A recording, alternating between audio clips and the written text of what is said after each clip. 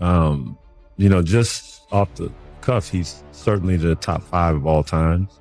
But playing against him and MJ, I think for me, it's MJ all day long, only because how I played against him. And, MJ just had everything, from mid-range to 3-point, to post-up game, and he could score and dominate in each position.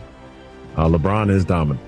LeBron could do so many things on the floor. And do you think LeBron's a better all-around player than Jordan? It's hard. That's hard to say because, LeBron is probably one of the best passers, that the league has seen. MJ is that's probably the weakest part of his game. He didn't pass a lot, but at the same time, MJ didn't have any other weaknesses in his game. And defensively, he was a two-way player. Defensively, he was incredible and just as dominant. Well, I still look at LeBron, a better rebounder, better passer. Mike was not shooting a 3 back then. He would have developed into he still could shoot it, though. Yeah, but LeBron has turned into at least a dangerous 3-point shooter. Like you have to account for him when he takes those shots. But the personality, though, is, I think, the biggest difference. Because Mike wanted to kill you. Mm-hmm. Was he mean to you? No, he wasn't. He actually killed me slowly. And yeah, he would comment to the coach, he's actually doing a great job out here. And meanwhile, he's scoring in 45. Wait, he's talking to your coaches? Yeah, I remember Chris Ford, he's yelling at me. Chris Ford's yelling the whole time, like, rookie, get in front of him, get in front of him. And I'm fronting him on the post, and MJ just kind of slowly glides across the floor. And he gets the ball and takes and scores. And I did everything the game plan said, and then there's a breaking action. We're sitting there, and Chris Ford is just down there just hammering me, and MJ was like, he's doing a great job, coach. He's actually doing a great job. Meanwhile, he's got 45 on the books. So I was like, yeah.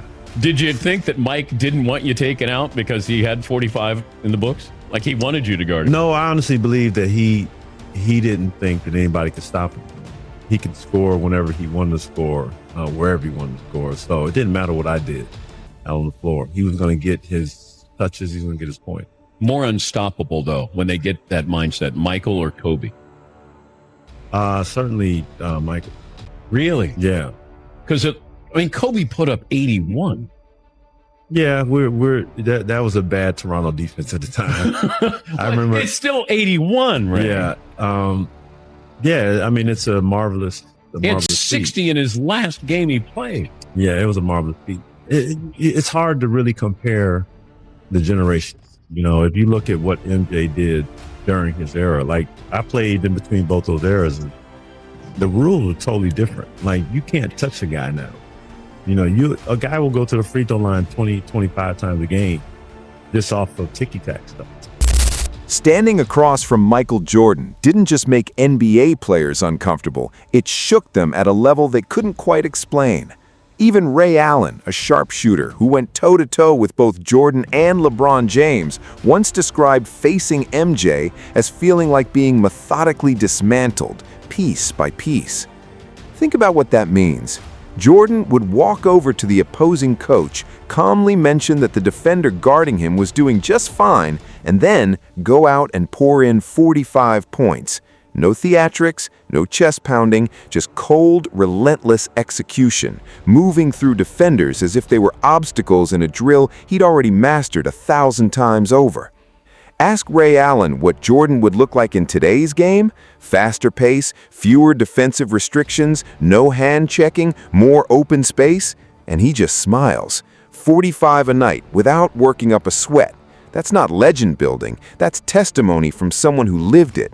And moments like that are exactly why this debate refuses to die. Who truly belongs at the top, Michael Jordan or LeBron James? It's a question that's been circulating longer than half the current roster has been alive, and every time it comes back around, it ignites all over again. Because this was never purely a statistics argument. We're talking about moments that make even the best players feel the full weight of the game pressing down on them. Those specific flashes of pressure where the noise fades, the arena holds its breath, and something larger than talent takes over. So when Ray Allen's memory gets woven into the larger story of Michael Jordan's legacy, it's not for atmosphere, It's to illustrate that the fear Jordan generated wasn't a one-time thing. It was a constant presence, a storm that reset and returned, season after season, never letting up. Jordan built playoff nights where he outscored entire Hall of Fame rosters on his own. He produced an extraordinary number of 40-point performances, more games above 40 than below 20 over stretches of his career. These weren't just impressive numbers filling a stat sheet. They were evidence of a competitor who understood exactly how to take control when the stakes were at their highest. On the other side of this conversation stands LeBron James, a player constructed for longevity and complete court mastery. Built with rare physical durability, elite passing vision that consistently breaks down defenses, and a skill set broad enough to impact every dimension of the game across nearly 2 decades. But there's a distinction worth making. When the game reaches its most critical point, when precision matters more than versatility, the situation calls for something specific, and Jordan was that specific thing. Slow the timeline down and the full picture comes into focus. He was never handed mythical status, he constructed it deliberately. From getting cut from his high school varsity team to hitting the shot that sealed an NCAA championship while Patrick Ewing in Georgetown could only watch, to an early NBA version of himself that relied almost entirely on raw athleticism, and eventually evolving into a post-up technician capable of operating with surgical control in any situation. Jordan didn't just improve, he reinvented himself at every stage, sharpening a different edge each time the game demanded something new. And when the Chicago Bulls needed more than a scorer, Jordan became whatever the moment required. He could shift into a different mode entirely, rattling off 10 triple-doubles across 11 games, a quiet reminder that when Michael Jordan chooses to distribute, he distributes at an elite level. When he wants room, he creates it, and when the moment calls for a finishing blow, he delivers it without hesitation. From 1991 through 1996, he carried 13 consecutive playoff series averaging over 30 points per night, a metronome of dominance operating in an era where physical defense, hard fouls, and contact were simply part of the game. That run produced 2 separate three-peats and 6 Finals MVP awards, claimed with an authority that made his teammates lean on him, the way you lean on something you trust completely when everything else is falling apart. But his greatness was also forged through adversity. The Detroit Pistons repeatedly blocked his path. The 1995 playoff exit to the Orlando Magic arrived with legs that hadn't fully recovered from his time away from the game.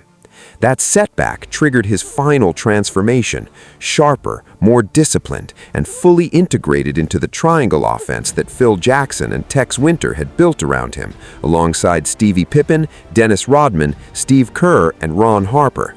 The result was the legendary 72-win season of 1995-96, a team so well constructed it felt like something the sport might never see again.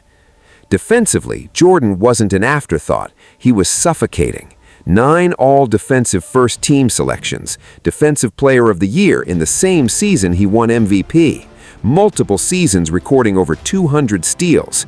He never won through offense alone. He squeezed possessions from both ends, from the opening tip to the free throw line. And then there was the version of Jordan that opponents feared most, the clutch version. 28 career game winners, 7 of them in the playoffs. You don't manufacture a record like that.